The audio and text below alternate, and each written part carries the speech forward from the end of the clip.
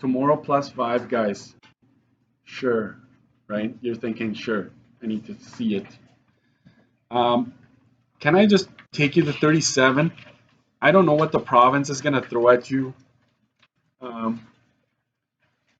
I think I've seen something like this before. Something like this on 37, and it caught us all off guard. That's why I threw it in there. But rest assured, all you need to do there, once I find my pencil here, there we go. If it says you must go, you have to go from A to B, but you have to go through C. What you do is you basically just cancel out everything else. You basically just make boxes like this, right? So you basically get rid of everything else. That's all you need to do, right? So you're left with 2 boxes essentially, right? You almost have to imagine this is what happened there. So you're down to just that. So don't despair when you see that. Just deal with it like that. Okay. Also, page 36. Maybe I'll make a note here because you might look at it. It's like, why did I scribble on this? Was I doodling while Mr. Durson was teaching? What's happening here? Eliminate boxes that don't apply.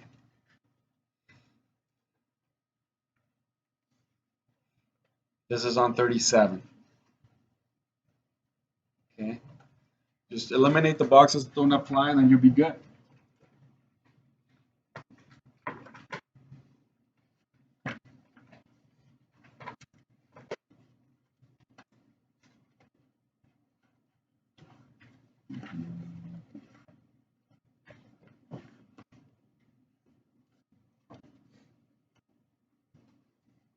And I'm going to ask you to try, so I'm going to give you a quick AC on pathways just to make sure, so you can get ready for that already.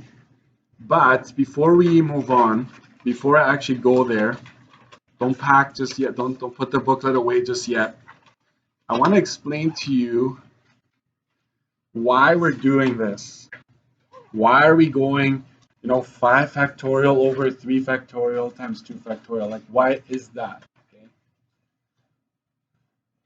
So this is back to page 32. I think most of you would agree, like, to get to this point right here. Let's say there's a subway here, you want to get to that, right?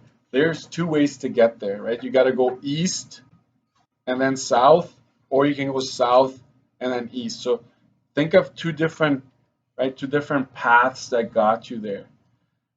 But I want you to think of this as now, remember when we did the words, and then we would divide out repeated letters, right?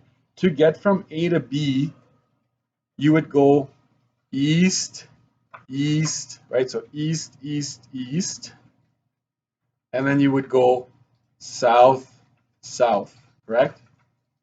So imagine this is now a word you've created. And it's asking you, how many ways can you arrange the letters in that word? And you would go, well, if this is a weird word, right? You could write it the other way, and it's like C, right? Or something like that. But it's 5 letters, so 5 factorial divided by, you've got 3 E's, right? Divided by 2 S's. Right? So you essentially come up with the same thing. So you can think of it as letters in a word that you're rearranging, or you can just do the pathways and forget that this ever happened, right? If that throws you off, just say, no, not here, not listening, right? Not listening. I'm just gonna stick with this, what I already know. Okay. So I want you to, because that's why pathways came after repeated objects, identical objects, because it is related, right? It is related. I hope that widens your horizon a little bit, right? Okay. I had a question about this, like on 36. And I have to say that I disagree with this one a little bit on my key, looking back. Okay, so question F must start with a vowel. Hint, break it into cases. Okay, so why would I do that? The cases I don't disagree with. Okay, so mathematics, I'll just do a little bit. I don't have the key in front of me, so allow me sometimes. 2, 4, 6, 8, 10, 11, right? There's 11 letters. And how many A's? I see one there, so 2 A's.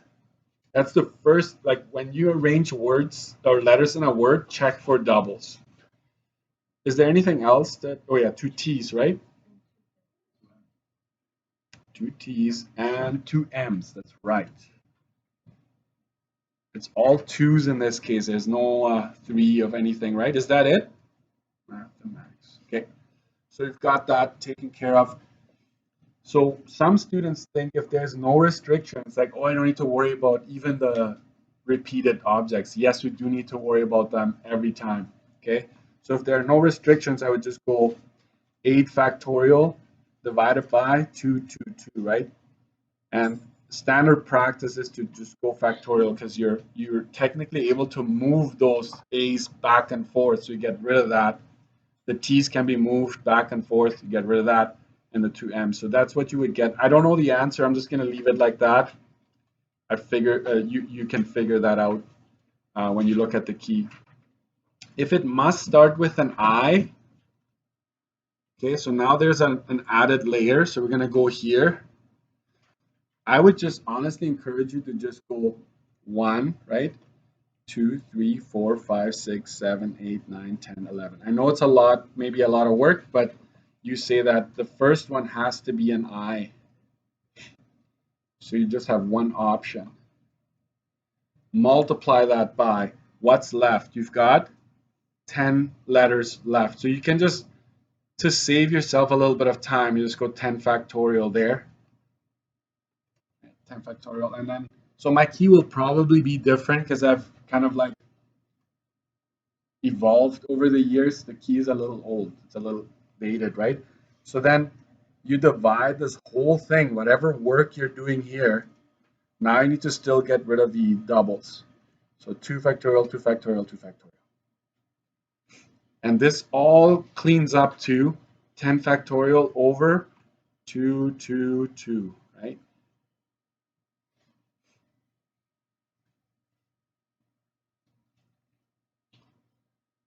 I don't know the answer.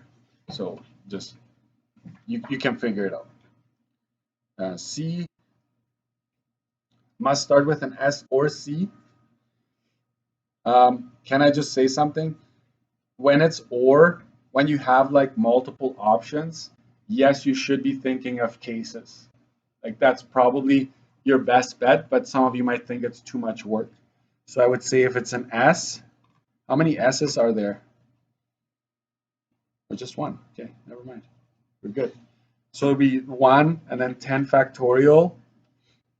All of that divided by 2 factorial, 2 factorial, 2 factorial. That's like your first option. Okay. Your second option is C is 1 times 10 factorial divided by 2 factorial, 2 factorial, 2 factorial. Oops. Can you see that? No?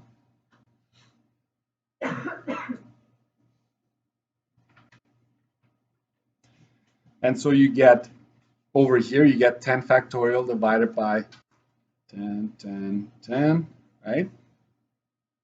And over here, 1 times 10 factorial is just 10 factorial over 2, 2, 2. And then you will add these two numbers. These two answers, you add them up. And you get one big number. And ask yourself, does it make sense? Does this make sense? If you look at the previous one, we had to start with an I, we got that. Now I'm going to start with, I have two options to start with. It's basically twice this, right? Are you with me, right? Twice. So that's why counting methods is just big numbers.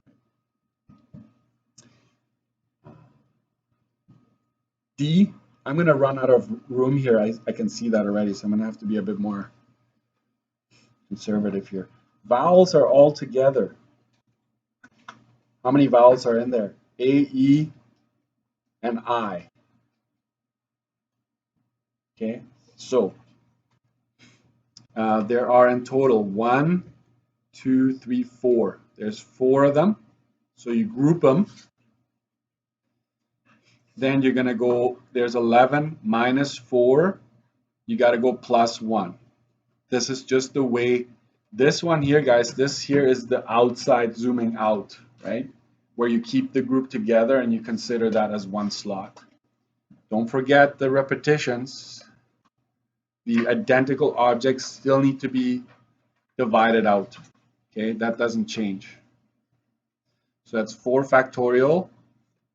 This is 7 plus 1 is 8 over 2, 2, 2.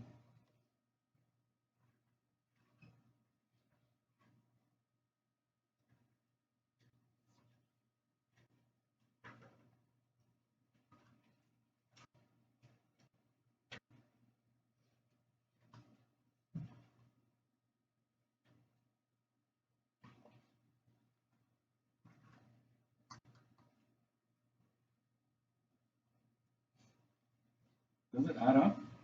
I'm looking at my key here. I think it does. Yeah, it does. And the numbers, the answers are there, but that's for you to do. E, the M's are grouped together and the A's are grouped together. So we would go 2 M's, right? There are 2 A's, and we go 11 minus 2 plus, I've created 2 groups. Some canceling will happen here, watch, right? And oh, don't forget the identicals. 2 factorial, 2 factorial, that still stays. And this also cancels out quite nicely here. This goes with that, this goes with that. So if you clean it all up, you end up with 9 factorial over 2 factorial. Okay, it matches my key. What do you know? Okay.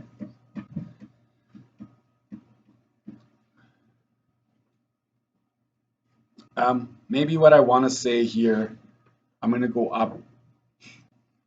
So to save yourself this, okay, to save yourself all this sum, in my key I'll have S or C like at the front, and I'll put a 2 there times 10 factorial. But the danger in that is sometimes when I put a 2 there, some students say, oh, it's then I only have 9 left because I've used up 2. And that's not what I'm trying to say. I'm just trying to say there are 2 options to place there, and then I have 10 still left, right? It's almost like doing this in just one line, right? So you got to be careful there. And then F is the one I wanted to address. I ran out of room. Yikes. I'm going to try that here. I'm going to try it.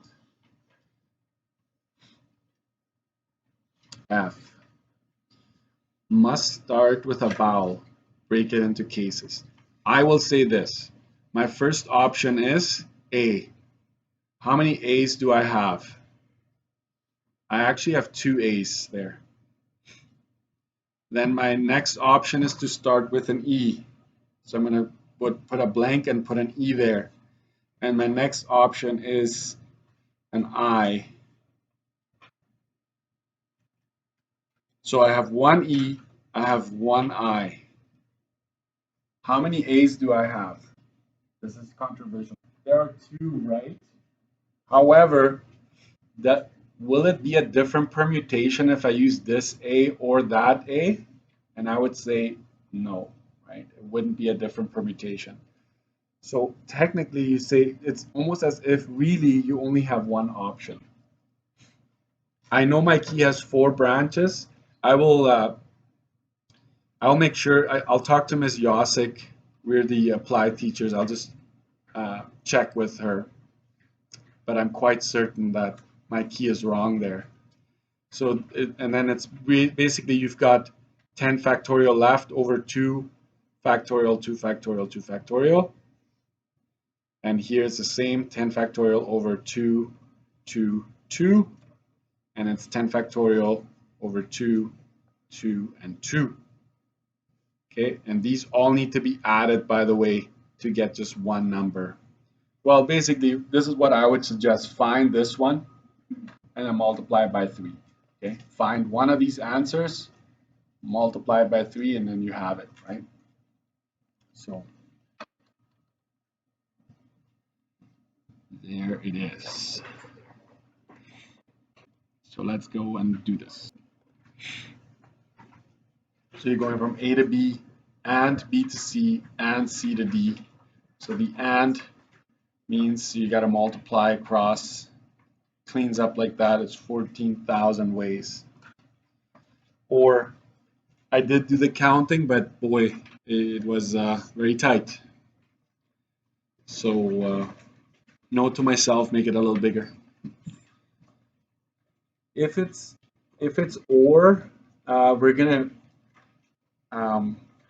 practice that maybe a little later or again next week. But I want to continue with our notes. So how would I mark this right now?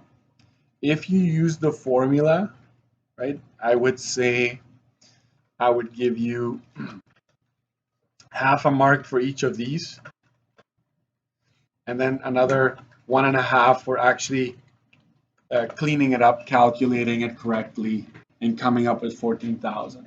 Okay, so 3 marks only.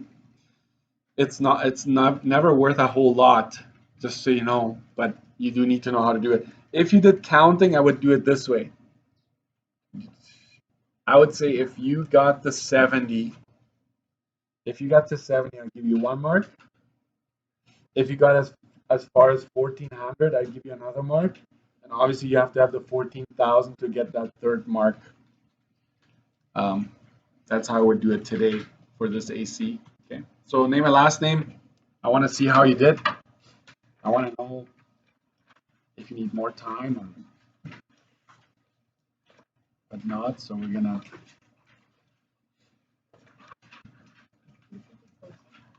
If you did both, no bonus, unfortunately. It's good though to see that it matches, right? For me, it validates, right?